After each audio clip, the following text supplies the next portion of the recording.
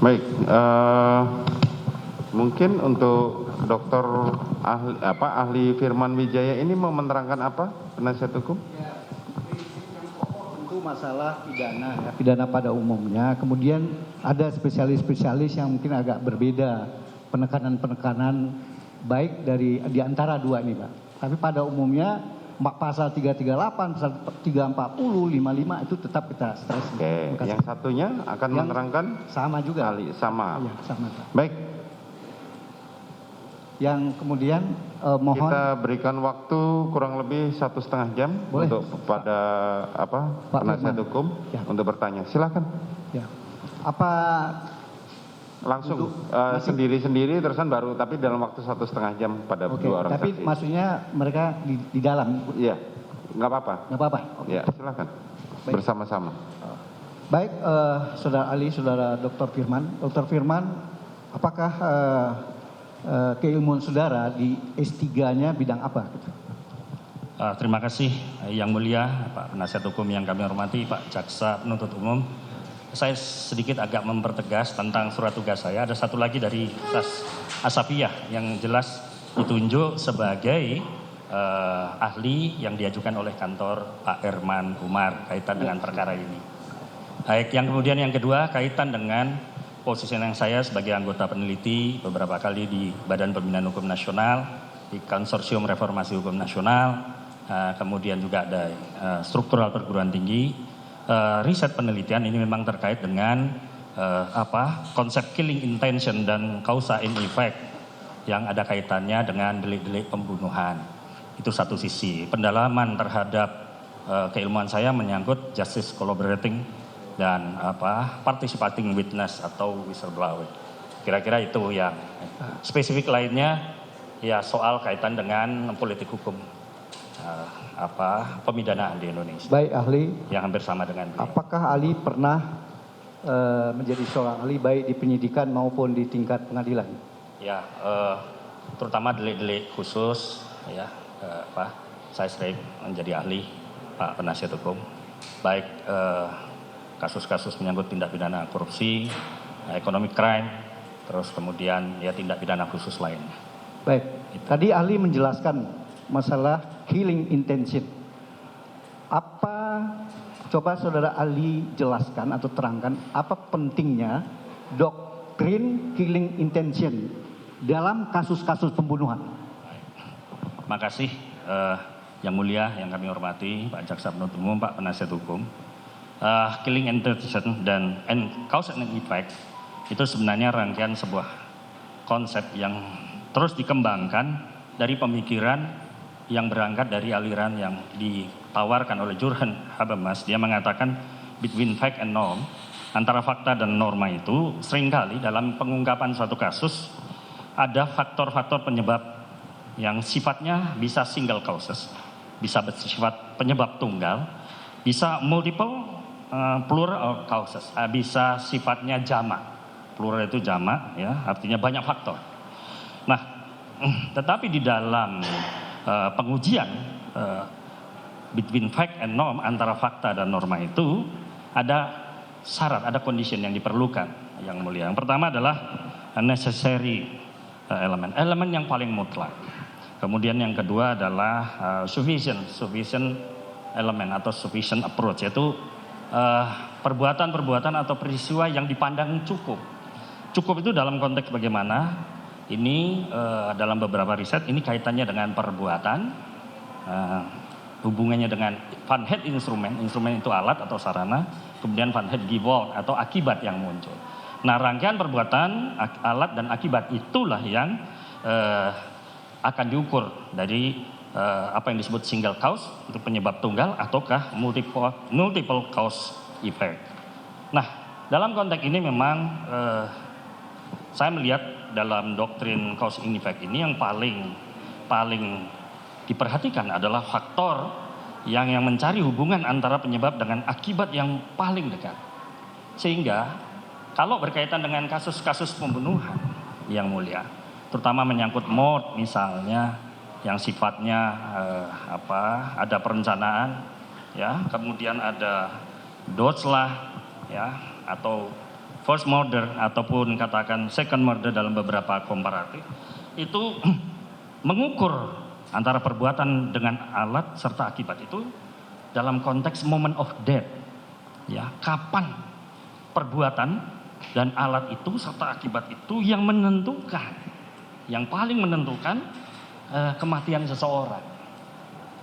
Nah, di dalam mengukur ini perlu ada causal connection, ada hubungan yang sangat kausalistik, ya. Mohon maaf, Saksi didekatkan mic-nya karena direkam. Baik, terima kasih Yang Mulia, mohon maaf. Saya lanjutkan Yang Mulia. Jadi sebenarnya dari perbuatan alat dan akibat ini ada dengan pendekatan causal connection itu, ya, maka akan dilihat secara logis, ya, karena bagaimanapun ini memerlukan logika berpikir yang bisa menjelaskan antara kejadian dengan menghubungkan dengan peristiwa dan akibatnya. Nah, tentu banyak peristiwa, banyak faktor penyebab, tapi yang harus dicari karena ada dua pendekatannya, ada criminal act, ada perbuatan pidananya, ada criminal liability-nya atau ada yang menyebut responsibility-nya. Karena biasanya liability biasanya kaitan kerugian yang bersifat ekonomi. Nah, penggunaan istilahnya menggunakan liability. Tapi ada yang menggunakan responsibility, tapi lebih kepada tanggung jawab akibat perbuatannya. Nah, ini perlu filter. Jadi causal connection ini akan memfilterisasi, ya. Jadi tidak semua peristiwa, tidak semua keadaan itu menjadi akibat langsung. Jadi filternya adalah baik itu yang sifatnya doslah maupun mort, gitu. Killing intention itu, ya, kalau saya lihat di dalam ketentuan 338 maupun 340 KUHP itu harus sifatnya wrongdoing, sifatnya memang ada perbuatan yang salah. Nah, kata salah itu kalau seingat saya di dalam referensi berikutnya itu dalam pertanggungjawaban disebut sebagai liability based on fault. Tanggung jawab itu karena ada perbuatan salah. Atau dalam beberapa negara disebut Heenstraf zonder schuld, ya, perbuatan itu ya kalau di Belanda ya sama dengan prinsip liability. Atau Kenna-Straf di negara Jerman, Kenna-Straf zonder schuld. Jadi kembali kepada connection kausal itu harus ada kausal yang existing, ya, yang tadi dari perbuatan mana yang paling diperlukan sebagai syarat terjadinya akibat. Jadi harus ada perbuatan yang menjadi syarat penentu terjadinya akibat. Dan ini menjadi elemen yang penting dan menentukan, ya, timbulnya diistilahkan risk, ya. Risk itu diartikan sebagai bahaya. Diartikan sebagai bahaya yang konkret. Maka dikatakan an act doesn't make a man guilty. Tidak mungkin orang dipersalahkan, ya, guilty of crime unless the mind of guilty. Hanya dasarkan kepada pikirannya jahat. Karena ada prinsip mengatakan cogitationis nemo patitur. Tidak boleh orang dihukum hanya karena pikiran.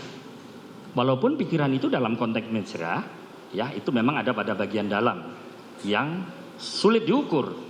Nah, maka itu harus diwujudkan tadi dengan causal connection, ya, dengan causal existing, penyebab yang paling eksis, sehingga prinsip liability based on fault itu bisa dikonkretkan. Nah, pendekatan berikutnya disebutkan bahwa person not criminally liable but causal connection. Tidak bisa, ya, seseorang liable dimintai pertanggungjawaban, ya, kecuali, ya, between action and consequence, perbuatan yang memang punya konsekuensi terhadap akibat. Nah, ini yang sebenarnya oleh Daniel Littell dikatakan antara causal axis dengan causal axis ini harus menghasilkan producing effect. Dia harus memproduksi efek. Nah, ini yang disebut sebagai method of killing. Jadi untuk mengurai 338, 340 yang kalimatnya sengaja, rencana itu sangat abstrak. Maka butuh method of killing yang mulia. Butuh metode cara mengungkap pembunuhan. Nah, karena itu ada pandangan mengatakan, oh ini kan kalau kesalahan ada banyak. Ada kesalahan sebagai maksud, ada kesalahan sebagai tujuan, ada eventualis kesalahan sebagai kemungkinan. Nah, tapi di situ dikatakan bahwa yang bisa memproduksi efek itu yang lahiriah, tindakan yang lahiriah atau jasmaniah. Maka di dalam penelitian disebutkan apa yang disebutkan willingly move body. Jadi harus ada gerakan tubuh, harus ada tindakan yang mengarah, ya, gerakan tubuh itu dengan menggunakan alat yang menimbulkan akibat. Nah, itulah yang kemudian dimaknai bahwa kata willens and wetten itu sebagai sebuah pengetahuan yang awalnya sangat abstrak, ya. Kemudian juga ada pendekatan namanya foretelling, itu membayangkan, itu juga masih sangat abstrak, maka harus dikonkretkan, harus direalisasikan. Ini yang namanya causal mechanism. Ya, harus ada mekanisme kausal yang secara fungsional yang bisa memproduksi efek. Jadi itu yang ahli lihat, sehingga ketika mendesain pasal-pasal berkaitan dengan pembunuhan berencana, maka pastilah ada cluster directing mind. Siapa sih yang jadi otak perencana? Walaupun dalam beberapa referensi yang mulia Pak Jaksa, Pak Penasihat Hukum, kadangkala ada diartikan sebagai directing mind itu di dalamnya juga ada meeting of mind. Ya, orang yang meninstruksikan, orang yang mengendalikan, ya, di dalam pikirannya untuk berbuat jahat itu